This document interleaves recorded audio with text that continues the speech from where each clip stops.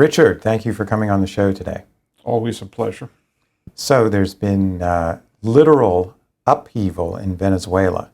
Can you tell me a bit about what you know what is occurring in Venezuela right now with the earthquake?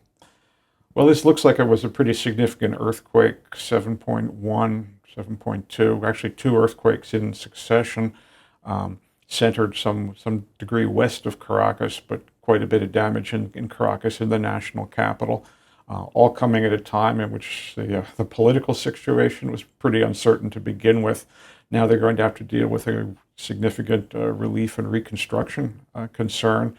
We're already hearing about other countries, including the United States, looking to provide assistance. Even Israel, I think, has said that it's going to send people to provide relief. Other Latin American countries, aside from just the humanitarian dimension, how a government handles a significant disaster can be politically very important. That's something, if you remember Hurricane Katrina in the United States, that can either help solidify or can do a lot of damage to a government. And I would say that given the decades of poor administration, to put it mildly, in Venezuela, they're going to have a lot of challenges. Now, several thousand people have already died in Venezuela, I believe, as a result of the two earthquakes. How do you use the aid that is provided most efficaciously, and how does the Trump administration try to prevent the aid from being looted? These are very good questions. I myself, having served at embassies, have gone through various disaster assistance processes. On the U.S. side, these things all, of course, used to be handled by the Agency for International Development, AID. AID has been abolished.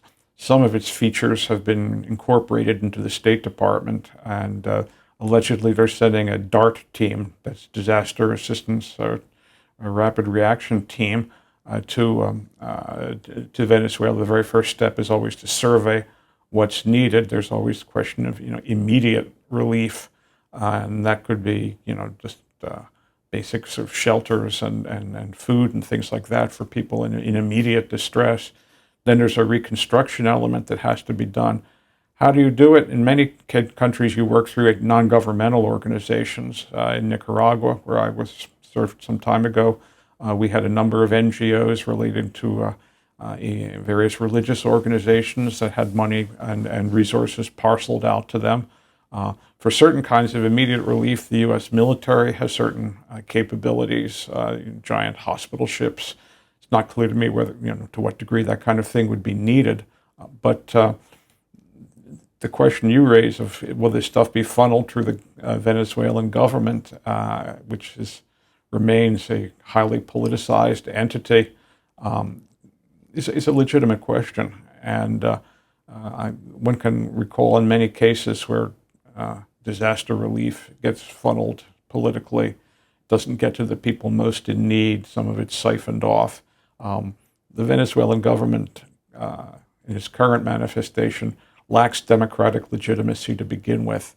If this became that kind of crisis, things could really heat up. The Trump administration has a lot riding on this as well, does it not? Well, it basically has created the current situation in Venezuela when it used our special forces to remove Nicolas Maduro, and then decided that it would work closely with the successor regime from within the Chavista hierarchy, and led by Delcy Rodriguez, and they're have put a lot of chips on her ability to manage a process. The Trump administration says this is a process that will begin with kind of economic reconstruction and eventually lead to a democratic transition. I'd say there's been a lot more progress on the side of economic activity and trying to entice major oil companies back into Venezuela to do big investments. In terms of progress on the democratic side, I think the most you could say is some things are inching forward. What is your read on Rodriguez? Do you think she actually could turn out to be a capable manager, or is it going to fall apart? Well, that is the big question. She certainly has certain political gifts, ability to do manipulation within the Chavista hierarchy. She's moved some people out. She's managed to isolate others. She's What's probably most important is she seems to have built a relationship with the U.S. government under President Trump. But there are 30 million Venezuelans, and they have yet to see a vast improvement in their life, and the clock is ticking. So your analysis is that there might be more upheaval, political upheaval, civil strife in Venezuela's future if this earthquake is not handled well. I don't think you can rule out that scenario at all. There are obviously happier scenarios than that, and in which the problems are resolved in a relatively straightforward way. But the basic administrative capabilities of the government of Venezuela have been hollowed out over decades of corruption, of totally political management, and to have the kind of basic relief of the provision of medical needs, food. Venezuela has huge slums. Caracas, if you go there and look at the hillsides, hundreds of thousands of people living in shanty towns. How are they affected by all this? For the immediate moment, I think even power and gas are out in the city. Have to maintain law Might and order. water be an issue as well? We'll have to see how much is damaged. Some things can always be brought back online relatively quickly if there is will and capability and foreign assistance. Other things take longer, and it's not just Caracas. There are other significant towns and cities west of the capital that probably they have been affected even more because the earthquake was closer there. I suppose the question would be whether it affected the oil facilities as well. We'll find that out. I think at a minimum, large refineries are in there. The famous Paraguaná refinery, one of the largest in the world, is relatively close to the epicenter of the earthquake. So at a minimum, it's going to be shut down for some time, but eventually they'll have to find a way to get it back up. So at a minimum, this is also bad news for Donald Trump. It has to come as a jolt to his plans for Venezuela. It definitely creates new uncertainty. Perhaps a way can be found to take advantage of it, to say, look, we now need to move forward on democratic governance, improving your capabilities, get us to the next stage. How much time, how much money the U.S. government is prepared to invest into Venezuela is not entirely clear to me. The Trump administration seems very inclined to kind of declare victory. This is a win. We can put it in the win column. There'll be an effort, of course, to characterize whatever's happening in Iran as another win, and then on to Cuba. Let's turn to a different topic, which is precisely what I was going to raise, Cuba. The Venezuela example shows what happens, potentially, when the United States becomes somewhat responsible for another country, because we are embroiled now in Venezuela. We are not embroiled in Cuba yet. However, George Will has a column in the Washington Post today warning against direct intervention in Cuba, citing Iran as an example of how things can go awry. What's your take on Donald Trump's contention when he said Cuba's next? Is that a good idea? If by direct intervention you mean military intervention, I think we're at some distance from doing that kind of thing. Cuba, I might add, is not a small place. It's not the island of Grenada. If you stretch Cuba out from east to west, it's like going from Washington to Chicago. So a military intervention would be a significant operation. I'm sure plans have existed for 60 years for this, but nonetheless, I'm hesitant to suggest that's what's going on. But when you talk about intervention in a larger sense, we're up to our elbows in it already. With a blockade, yeah, sanctions. exactly. And various kinds of subterranean conversations with members of the Castro family. At the same time, they seem to be taking rather aggressive steps to rework their economy in some way that is, hopefully more acceptable to President Trump. But where this is all going to go is not clear. What is certainly true is they're running out of basic supplies for food and fuel, and therefore this cannot go on indefinitely without some kind of decisions on their side and on our side also. What outcome would you say would be the best? What would you like to see? Well, a true transition to democratic governance, a lifting of sanctions to go hand in hand with that, a return to free markets and a democratic system. But that's an enormous agenda. If you look at Eastern Europe, an area which I know you have spent a good deal of time in, these kinds of transitions are enormously complex. You have also the issue of confiscated properties from the Cuban Revolution. There's properties of American businesses which were seized. The courts are allowing ExxonMobil to go forward with certain demands for compensation. Then you have all the Cuban Americans living in the United States, in Miami and New York, not to mention elsewhere in the country. They don't have the kind of legal right to demand that the U.S. Espouse their claims, intervene on their behalf, but they will be watching what happens next. If there's any kind of transition, do these people have a right to compensation? How will it be paid? I mean, in Germany, I believe, in the East, there was a huge fund that was created to deal with compensation. Would you do something similar here? Who would pay for this fund? There's not exactly an equivalent to West Germany in this scenario, except the United States. Would the international financial institutions be part of it? All these things would need to be worked out.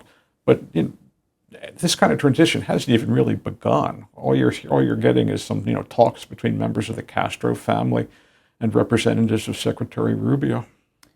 What do you think is the likelihood of a less benign scenario in which the Cuban government seeks to replicate the measures that it took during the Mariel boat lift, which is essentially dumping people from its jails, and you have, let's say you have internal upheaval in Cuba, and then do you foresee, is there a possibility of waves of refugees? Governor Ron DeSantis has been very cautious and warned the Trump administration against pushing Cuba to the brink. What's your view?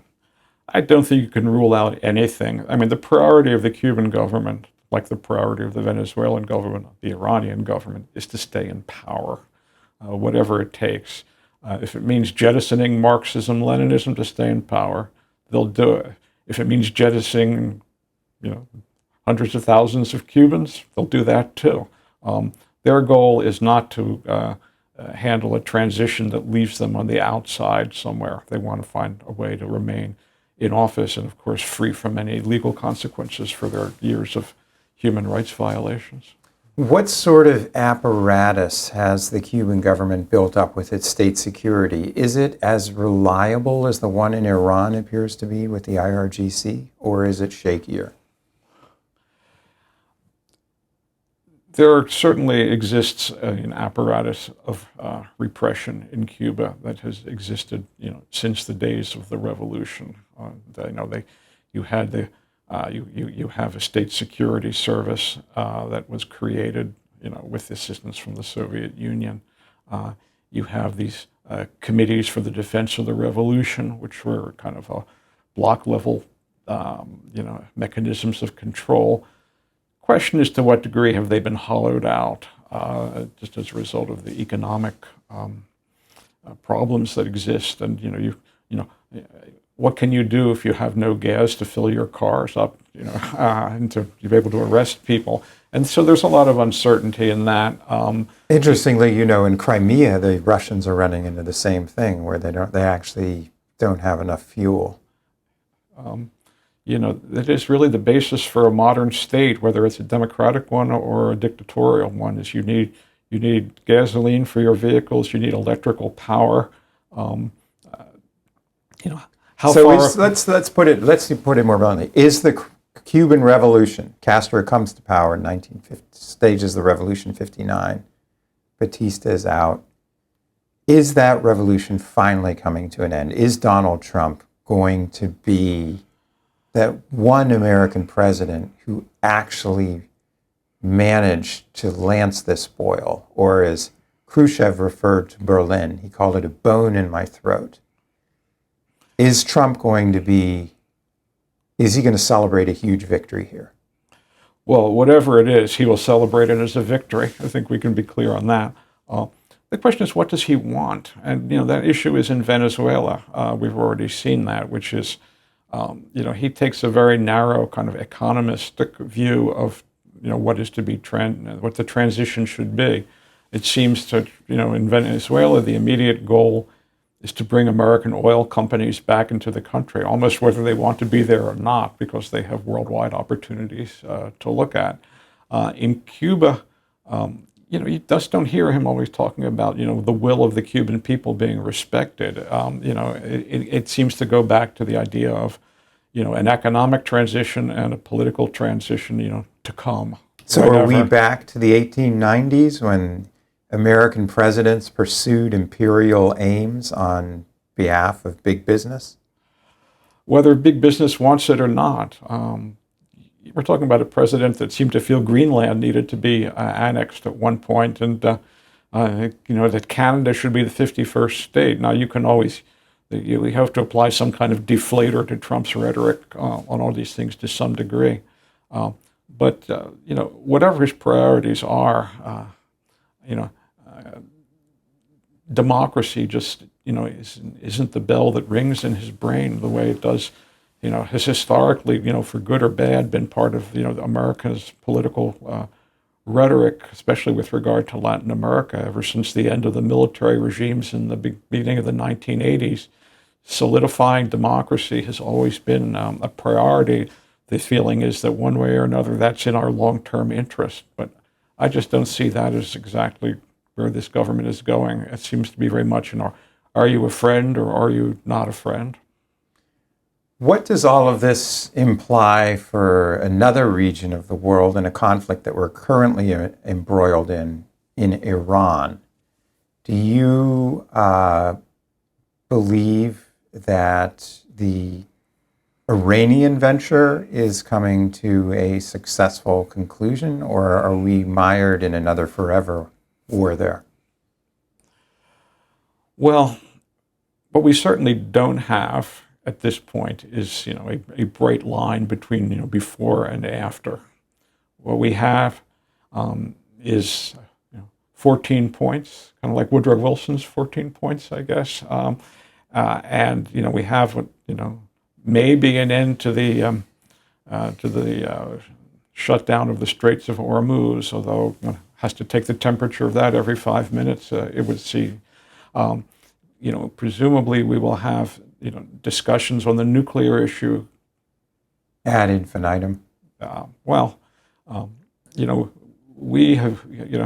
We state that they've agreed to the return of United Nations inspectors. They say not. What's happening above the surface or below the surface is hard to say. It's pretty hard to come up with a scenario where we return to bombing Iran. I think, especially as we're 4 months away from elections in the United States. Are Israel's apprehensions about this memorandum of understanding justified? Well, any time your fate is decided by another country without reference to your interests, they're not at the table. They have every right to be worried in that sense. Israel has always given, Iran like the highest priority. I certainly, any discussions I've had with the Israelis over years, like any diplomat has, Iran always comes up very, very close to the top of their agenda. So, this, to the extent this is unwinding, it's, their great goal, which was some kind of regime change. Well, that's not on the table at all now. Now we're talking about deconflicting cells in Lebanon, which, there's some reason on their part to be suspicious this is about tying their hands without necessarily tying Hezbollah's. So yeah, they've got some real concerns. You can ask whether moving into Lebanon the way they had was ever such a great idea to begin with, and that's a debate that I'm sure the Israeli electoral process will engage in. Well, Trump will be headed to the region right after the July 4th celebrations here. There will be a major NATO summit in Ankara. Mm-hmm. Do you have any expectations for that summit? And do you think Turkey is becoming the decisive power in the region now? Well, summits with Trump always have an element of damage control in them. He likes Erdogan, though. Yeah, Erdogan. He said yesterday he's only going to the summit because Erdogan is hosting it. Turkey has certainly tried under Erdogan the last decade to present itself as a big regional force, neo-Ottoman concept, right? Where the whole Mideast, wherever the Turkish Empire once ruled, as an area of great interest to them. To what degree this is a bit overblown. Turkey's got its own share of deep economic problems that have not really been resolved, and high inflation, among the highest in the world. But they are prepared to project power. They've aggressively gotten into a fight with the Israelis, and that's just something that he seems to find in his own political interest to do. Turkey's got its own interests, its own concerns. Part of the reason that somehow regime change got off the agenda with regard to Iran may have had to do with Turkey's own concern about the Kurds, who are found on both the Iranian and the Turkish and the Iraqi side of the border in that part of the world.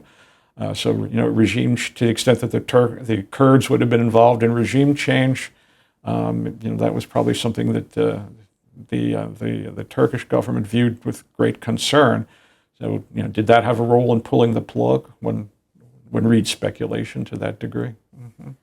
I mean, the Kurds are an interesting player in the region, aren't they? They have been treated quite poorly by various powers in the region, but they do remain a factor, don't they? Well, I remember, I think at one point we were sponsoring the Kurds, and then I think under the Shah of Iran, he asked us to, pull back from being supportive of the Kurds, and Kissinger agreed. And when people, wrung their hands about it, he just said, covert action should not be confused with missionary work. A truly Kissingerian line, of course. But yeah, they're one of these subnational groups that, if you go back to I think they were present at the Treaty of Versailles after World War I, pushing their claims, but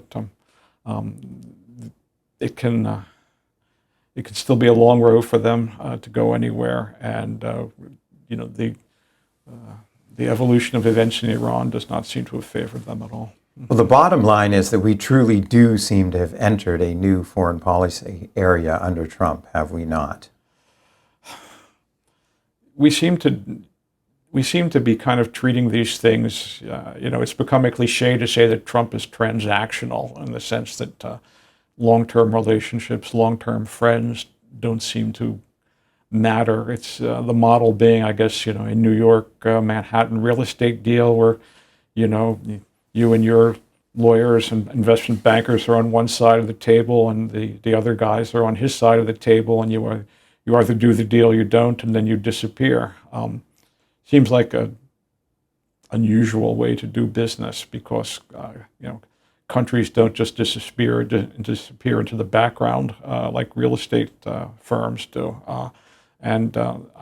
Personally, I think having alliances, having relationships has historically been a great force multiplier for the United States. And to the extent that we no longer have these things as part of our foreign policy toolkit, we will come to miss them.